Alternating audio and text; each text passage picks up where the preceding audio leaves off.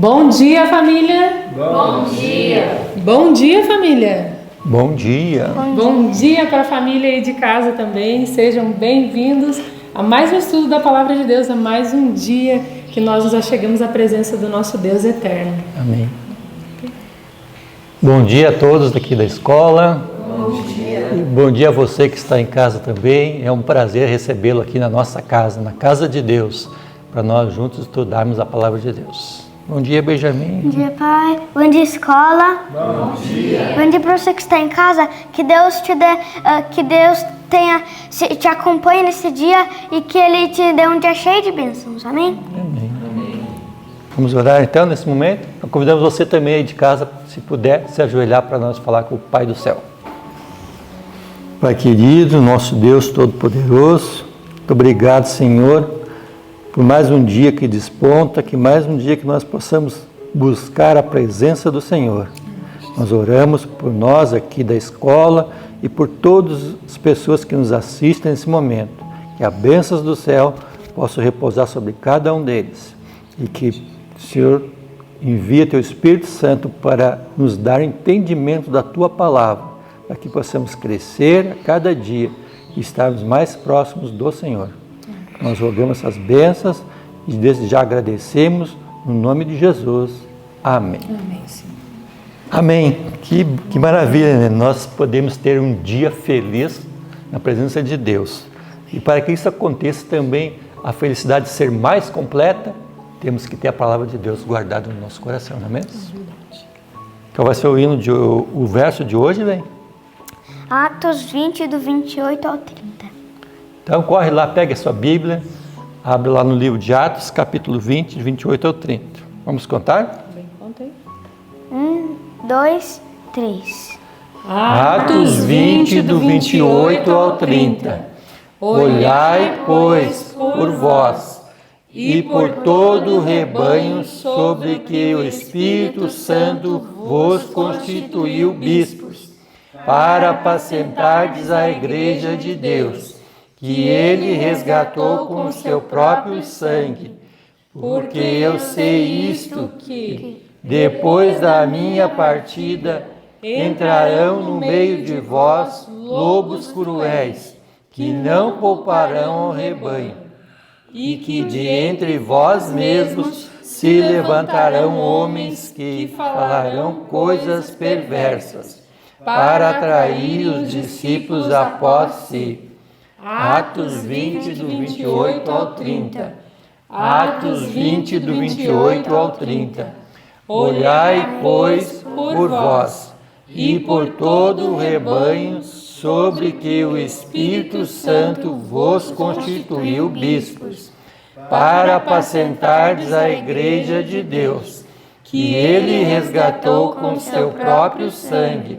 Porque eu sei isto, que, depois da minha partida, entrarão no meio de vós lobos cruéis, que não pouparão ao rebanho, e que de entre vós mesmos se levantarão homens que falarão coisas perversas, para atrair os discípulos após si.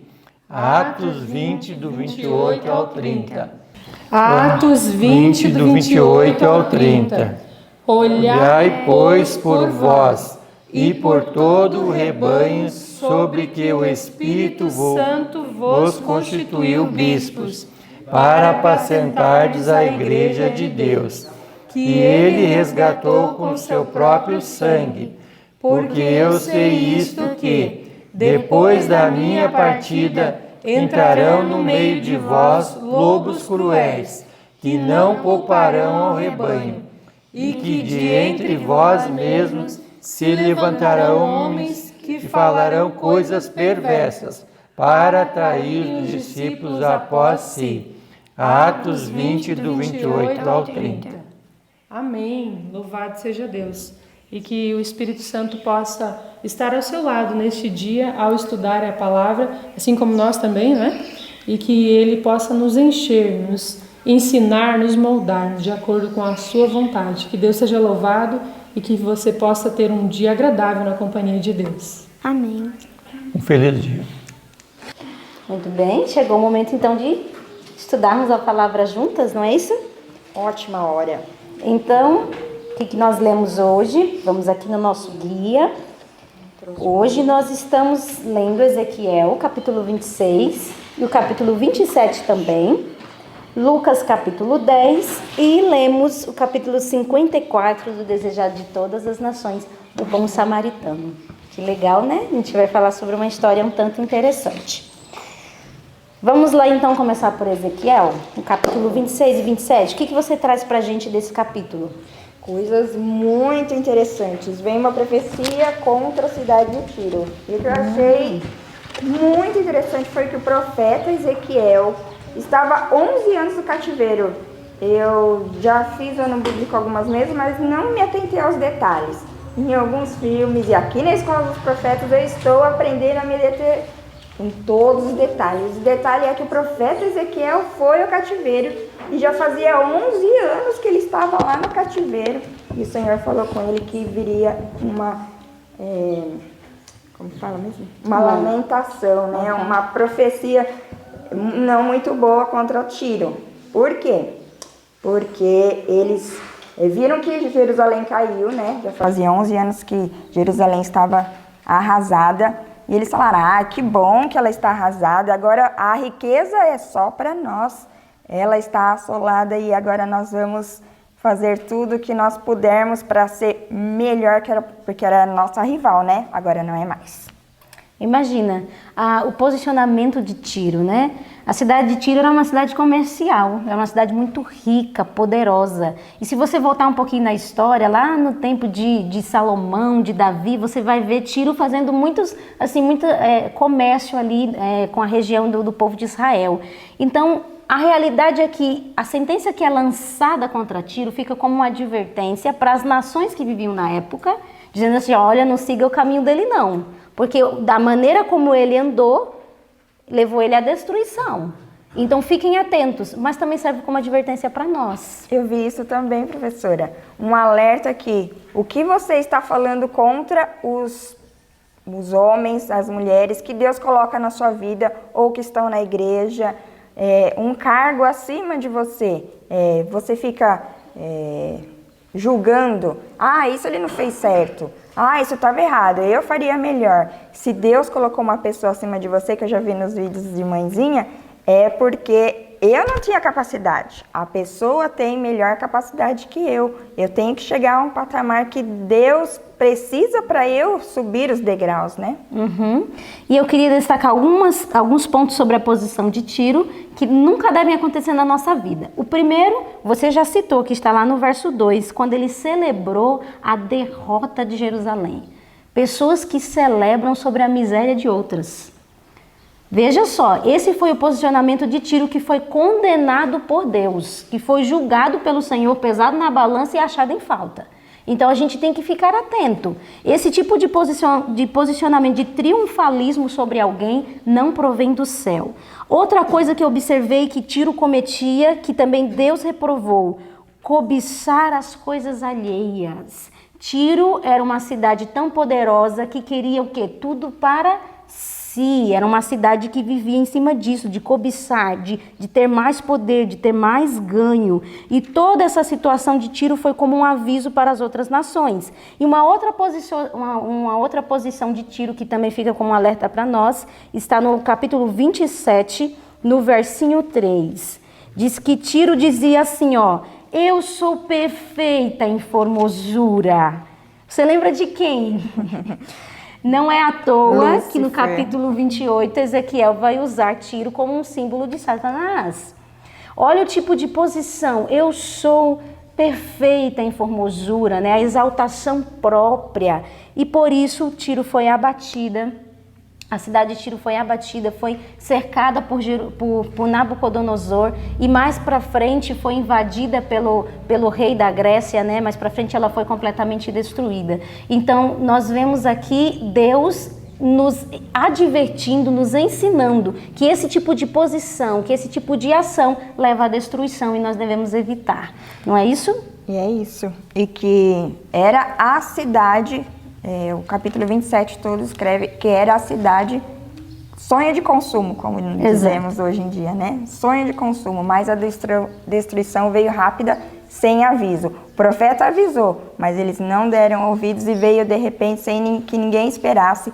E a Bíblia diz que ela ficou totalmente desolada, ela seria um aterro. Sim, uma planície ou de terra ou de areia, não sei como que é lá, ou de pedras, que os pescadores iriam só para colocar as redes em cima. E hoje é assim mesmo. Então não prestaria para nada. Gente, a Bíblia fala que não achariam assim, fazem escavações de história, né, para ver como que era a antiguidade, acham pratos, acham vasos, acham construções, acham até esquifes, né, como chama, caixões com os ossos de antepassados lá dentro. Fala que Tiro não seria achado nada.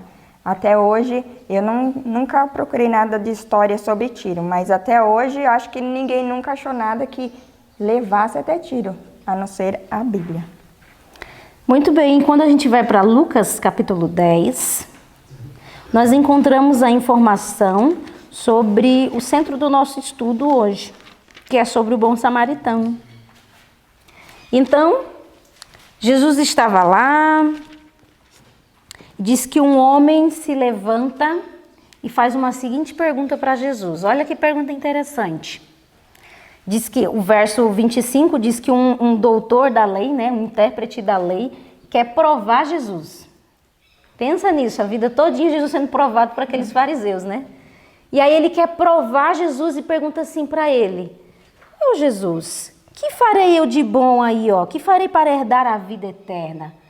Diz que essa pergunta fez todo mundo prestar atenção, porque todo mundo queria a resposta, né? Todo mundo, o que ele vai responder agora? O que ele vai dizer? Aí Jesus, muito sábio, né? Evita discussão e diz o quê? Como é que você interpreta a lei? O que você diz? Me fala aí o que você pensa. Está escrito lá, né? O que né? está escrito? Você não é o intérprete da lei? Me responda você essa pergunta que você sabe, obviamente. E o livro diz que o doutor da lei, ele estava estudando, né? Ele era um estudioso, ele realmente queria, era um pesquisador sincero, né? Mas ainda havia muito do orgulho fariseu. E aí ele respondeu o quê? Olha o versinho 27. Ele disse, amar a Deus sobre todas as coisas, com toda a sua força, com todo o seu entendimento. Não é isso que ele respondeu? Sim. E amar ao próximo? Aí Jesus disse, muito bem, faça isso e viverás. Mas ele não ficou satisfeito. Ele disse, mas quem é meu próximo? Olha aí a pergunta. Quem é o meu próximo? Aí, Azenate, Jesus lançou uma história no qual ele respondeu para sempre essa pergunta. Quem é meu próximo? No Desejado de Todas as Nações, no início do capítulo, traz essa informação aqui, ó. Na história do bom samaritano, ilustra Cristo a natureza da verdadeira religião. Mostra que consiste não em sistemas, credos ou ritos, mas no cumprimento de atos de amor, no proporcionar a outros o maior bem, na genuína bondade. O que esse parágrafo nos traz como informação? Quando Jesus lançou a parábola do bom samaritano, ele estava ensinando a essência do que é ser cristão. Olha, fariseu, olha, saduceu, não é simplesmente cumprir ritos, cerimônias, sistemas e ficar aí cumprindo regrinhas e tradições. Isso não é ser cristão, ficar indo para a igreja, abrir a Bíblia, orar e cantar na igreja e pregar. Isso não é ser cristão. Existe uma essência mais profunda no ser cristão. E essa essência está ligada à prática de atos de amor, só que atos de amor que brotam da genuína bondade. Porque eu consigo ser cortês, educada, bondosa, sem ter a genuína bondade, apenas por educação. Estou cumprindo minha parte na sociedade, dou um bom dia porque eu sou educada, mas muitas vezes isso não provém de um coração genuinamente transformado pelo Espírito Santo de Deus. Consegue perceber como o cristianismo ele é mais profundo do que a gente pensa? Eu penso como nós somos na semana e como nós somos quando vamos à igreja. o que você representa na igreja é realmente o que é todos os dias da semana, lá Ou na você sua cumpre casa, um papel na igreja, um papel na... se ou torna- são várias caras, né? Uma cara hoje, outra cara amanhã. Então, na história do bom samaritano, Jesus mostrou o que é realmente ser cristão. E aí ele conta uma história. Só que olha que interessante. A história que Jesus contou não era uma cena imaginária. Foi uma ocorrência verídica. E tão verdadeira era essa história, que o sacerdote e o levita da história, que tinha passado de largo do homem que tinha sofrido lá pelos caminhos de Jericó. Né? exatamente, Onde que foi eles estavam? assaltado, diz que ele se encontrava no grupo ouvindo a história de Jesus. Já Eu fico pensou? imaginando, na hora que eles começaram a ouvir a história, tá falando de Tá mim. falando. Me pegaram. Me pegaram, exatamente. E aí Jesus conta uma história. Descia um homem a Jerusalém, e diz que esse homem, infelizmente, passando por um caminho, diz que ele foi assaltado, foi espancado, roubado, e aí ele ficou ali, largado na estrada, dado como morto. Meio morto, né? Estava lá jogado. E diz que um sacerdote passou. E o que o sacerdote fez? Passou de largo, como diz o livro, passou. Não é comigo Tá essa jogado, situação. tá jogadinha. Exato, Faz a Carol. aí a interpretação. Muito bem, passou de largo. Não tenho nada a ver com isso. E ele Deixa era homem o lá. quê? Ele era um sacerdote. E aí lá vem o levita. E aí o levita olha, diz que ele entende, a convicção diz para ele que ele deveria ajudar aquele homem. Mas não era um dever tão agradável. Pensou uma, duas vezes, na terceira. Foi embora, deixou o homem lá. Agora, o mais triste disso tudo, esses dois homens eram representantes de Deus nessa terra. A responsabilidade que se pesava sobre um sacerdote e o levita era o quê? Representar a Deus ao povo. Servir totalmente ao próximo, né? Representar o caráter de Deus. E é justamente essa posição que nós temos como Igreja Adventista do Sétimo Dia. Amém. Nós somos representantes, somos uma classe, aqui diz no texto que o sacerdote e o levita era uma classe especial, escolhida para servir de representantes de Deus para o povo. E nós, como adventistas, temos essa responsabilidade diante do céu, como representar a Deus para um mundo sofrido em miséria por causa do pecado. E é justamente essa obra que nós somos chamados a fazer. A obra de restauração à humanidade em miséria. E foi o que Jesus disse nesse mesmo parágrafo que começa: ambos esses homens ocupavam postos sagrados. Lá no finzinho diz: o que Jesus disse dele mesmo é para nós hoje. Ele me ungiu para evangelizar os pobres, enviou-me para curar os quebrantados de coração e apregoar liberdade aos cativos e dar vista aos cegos e pôr em liberdade os oprimidos. Agora imagina isso. Diz que a providência de Deus levou o sacerdote e o levita até lá para atender a necessidade daquele homem. E diz que todo o céu agora estava ali, observando se eles seriam tocados pelo Espírito Santo para atender a necessidade daquele homem. Até todo foi, o céu, né? todo o céu, observando aquele sacerdote e aquele levita. Mas eles passaram de largo. Mas era muito diferente do que Deus havia ensinado o povo de Israel. Quando você vai estudar as leis do povo de Israel, você vai ver que Deus deu orientação até mesmo para se ter compaixão de um animal. Uhum. Jesus tinha deixado orientações de que, se você vê um animal lá do seu inimigo, extraviado, não sei o que, pega, leva de volta, ajuda, tem compaixão. Até mesmo dos mudos animais, Jesus havia dado leis para que eles cuidassem desses mudos animais. E agora estava ali um filho de Deus jogado no chão, e ele não foi atendido de nenhuma maneira. E eles já tinham as escrituras antigas, tipo, eles falavam, somos filhos de Abraão, mas Ló, o sobrinho de Abraão, recebeu os visitantes que vinham. Jó também disse, no parágrafo que começa, Jó dissera: os estrangeiros não passavam a noite na rua, as minhas portas se abriam ao viajante. Se eles diziam que eram filhos de Abraão e seguiam o que Abraão fez, como que eles tinham tanta dúvida quem que era o próximo deles, não é? E você entrou numa questão muito importante. Sabe por quê? Porque a resposta está nesse parágrafo que diz assim, ó. Esse mesmo parágrafo que você leu, só que no finalzinho, ó. Com todas essas lições estavam sacerdotes e levitas familiarizados, mas não as introduziram na vida prática. Educados na escola da onde? Eu fiquei pensando, eu quero fugir dessa escola. O fanatismo social.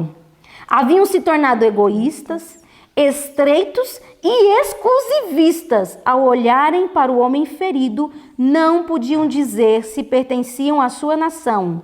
Pensaram que talvez fosse samaritano e desviaram-se dele.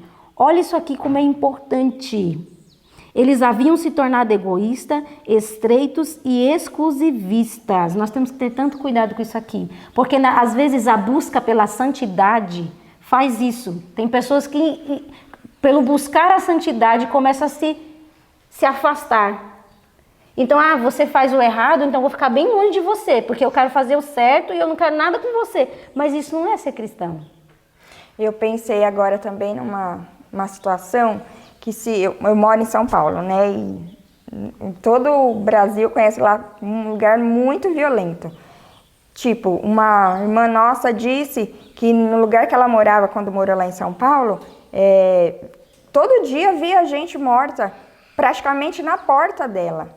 E se tivesse algum meio morto lá, será que você passaria por cima ou iria ajudá-lo, chamar o socorro? Lá é 190, SAMU. O que eu faria vendo uma pessoa quase morta na minha porta? Sabe o que a gente aprende disso? Irmãos, se a sua santidade não salva ninguém, pode acreditar, você não está no caminho da santidade. Porque a santidade que provém de Deus, ela salva pessoas. Se você tem buscado viver uma vida de reclusão para viver a sua vida de santidade apenas por atos egoístas, não é isso a essência do cristianismo. A essência do cristianismo é buscar a santidade para salvar alguém, para envolver alguém, para atrair e levá-lo para mais perto de Cristo. E é essa a grande lição que o Jesus vem ensinar. Vocês ficam aí se excluindo, vivendo a vida de vocês em ritos e cerimônias, achando que estão alcançando a perfeição. Mas a realidade é que vocês estão tão distantes da essência do que é ser cristão. Aí Jesus deixou o modelo, né? Aí vem o modelo. Desculpa, irmã Maria, você queria comentar, irmã Maria? Bom dia, prof. Bom dia, minha amiga de quarto. Bom dia para você que está em casa. É muito interessante a gente ver, né, prof? Do mesmo jeito que agia o povo naquele tempo, os sacerdotes, os líderes religiosos, também a gente vê nos dias de hoje que nada mudou, né? E esses dias eu estava vendo na rede social, tinha uma mocinha de mais ou menos 10 a 12 anos, chorando porque não tinha nada que comer em casa. E aí, outro dia eu vi os comentários, muita gente comentando, e ninguém podia fazer nada, porque simplesmente jogaram o vídeo nas redes sociais, mas não fizeram nada, né? Eu acho assim, porque não deram o endereço da garota, não falaram o nome, não falaram nada.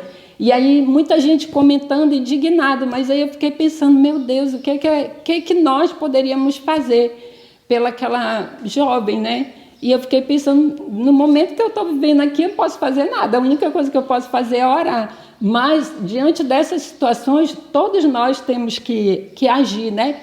E eu estava lendo aqui, na página 500, fala assim, no segundo parágrafo, os anjos de Deus, aí mais aqui embaixo diz assim, ó, todo o céu observava para ver se o coração desses homens seria tocado de piedade pela desgraça humana. Quer dizer, o céu fica observando, né, as nossas atitudes diante dessas situações, como a irmã contou, como a senhora comentou também sobre o samaritano, e também sobre essa jovenzinha e tantas outras desgraças que acontecem na humanidade. O céu, ele fica observando para ver qual é a nossa atitude. Se nós vamos agir como nós temos que agir como cristão, ou se nós vamos agir como esse sacerdote e o levita, né? Que são homens que, como vocês já falaram, consagrados a Deus, que têm o chamado para servir diretamente essas pessoas, assim como nós também, né? E agora a gente entra no exemplo, então, verdadeiro que Jesus deixou para nós. Diz que certo samaritano, interessante, né? Olha quem Jesus foi usar, um samaritano. Que eles consideravam como inimigo. Mais do que um inimigo. Eles consideravam como que não era pessoa, para eles era alguém assim, inferior até mesmo que um próprio animal. Eles não consideravam o samaritano de maneira nenhuma, como pessoa, como um ser, uma pessoa que merece respeito. Digna de alguma coisa. Não né? tinha isso com eles. Diz que um certo samaritano, indo de viagem, chegou onde se achava a vítima e ao vê-la moveu-se de compaixão por ela. Não indagou se o estranho era judeu ou gentio. Fosse ele judeu, bem sabia o samaritano que, invertidas as posições, o homem lhe cuspiria no rosto e passaria desdenhosamente. Mas nem por isso hesitou. Não considerou que ele próprio se achava em perigo de assalto, se demorasse naquele local. Bastou-lhe o fato de estar ali uma criatura humana em necessidade e sofrimento. Tirou o próprio vestuário para cobri-lo.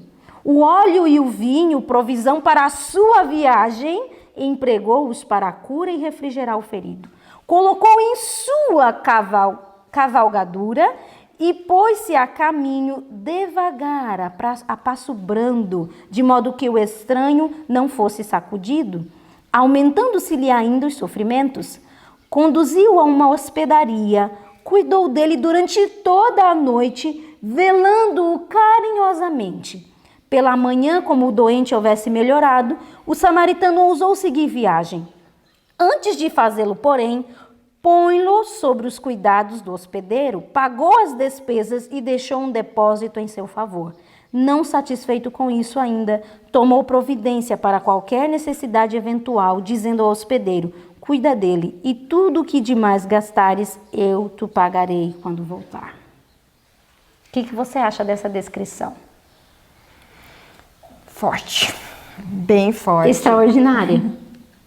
Aqui Jesus respondeu para todos nós, para sempre, quem é o meu próximo? E respondeu o que é verdadeiramente ser um cristão, o que é ter Cristo no coração. É justamente atender à necessidade de qualquer criatura humana que estiver em uma miséria, que estiver em algum sofrimento, que estiver em alguma necessidade, seja ela física, espiritual, emocional, é você estar ali pronto, solícito para atender a necessidade de alguém, mesmo que você tenha que usar aquilo que é seu, tirar daquilo que é seu para dar àquele que tem maior necessidade. O que me lembra da viúva de Sarepta, né? Que ela não questionou. Elias estava lá pedindo pão, eu só tenho um pão para mim e para meu filho, ele é um homem só, nós somos dois, eu vou deixar o pão para mim, e esquece esse profeta aí, não, nós vamos morrer de fome mesmo, morremos um pouquinho depois, ele pode morrer qualquer hora. Não, ela deu a única coisa que ela tinha, fez profeta, e quanto que falta na vida dela? Nunca mais. Aí Jesus pergunta pro fariseu, né? Quem foi o próximo aí dessa história? Foi essa a pergunta? Para o sacerdote, ele perguntou assim, qual lei, pois destes três te parece que foi o próximo? E ele com vergonha de responder, foi o samaritano, porque eles nem ousavam dizer o nome do samaritano, falou, não, foi aquele que foi misericordioso. Aquele lá que foi misericordioso, né? Fazer o quê? Tem que assumir a verdade. Mas sabe uma coisa que eu acho tão interessante? Ele não queria nem pronunciar o nome do samaritano na sua boca. Olha só o tamanho do preconceito. Mas Jesus se fez como samaritano. Porque diz, o próximo parágrafo diz que Jesus, ele é o bom samaritano. Que viu a necessidade da humanidade e veio do céu para atender essa necessidade. E se despiu, deu tudo. Se despiu, assim como o samaritano teve que usar de si para atender a necessidade do miserável, Jesus, como um bom samaritano, se despiu, usou de si para atender a necessidade de quem? De nós. Olha só, Jesus se coloca como bom samaritano. E agora, essa é a nossa missão, Azenate. Essa é a nossa missão. A missão de Cristo em vir resgatar a humanidade perdida é a nossa missão também, em atender a necessidade. Nós cristãos estamos no mundo para servir a humanidade. Esse é o nosso papel. É estar em prontidão para atender a necessidade do miserável, a necessidade do pecador, a necessidade de todos aqueles que estão carecidos da glória e da presença do Senhor. Por isso, professora Joana, eu dou muito graças a Deus de estar na Escola de Profetas, porque eu já li o Desejado de Todas as Nações outras vezes, mas eu achava, eu não estou nesse patamar também, igual o sacerdote levita, eu não estou nesse patamar aí do ter que salvar as pessoas. Não, eu já estou num patamar bom, eu vou à igreja, eu cuidei da minha família, eu encaminhei os meus filhos no caminho do Senhor, mas Ele me pediu mais. E eu falei, eu preciso aprender a dar mais de mim para o Senhor. E eu vim para a Escola de Profetas e cada dia essa missão fica mais clara para mim. E é justamente o egoísmo e a fria formalidade que faz com que se dissipe as graças do amor. É justamente esse tipo de posição que afasta o amor. E uma coisa que eu gostaria muito de ler para vocês está logo lá para o final do capítulo, no parágrafo que diz: essa lição não é menos necessária hoje no mundo do que ao ser proferida naquela época pelos lábios de Jesus. A menos que haja sacrifício prático em bem de outros, no círculo da família, na vizinhança, na igreja e onde quer que estejamos, não seremos cristãos, seja qual for a nossa profissão. Pode ter aí 50, 80, 160, 200 anos de adventista.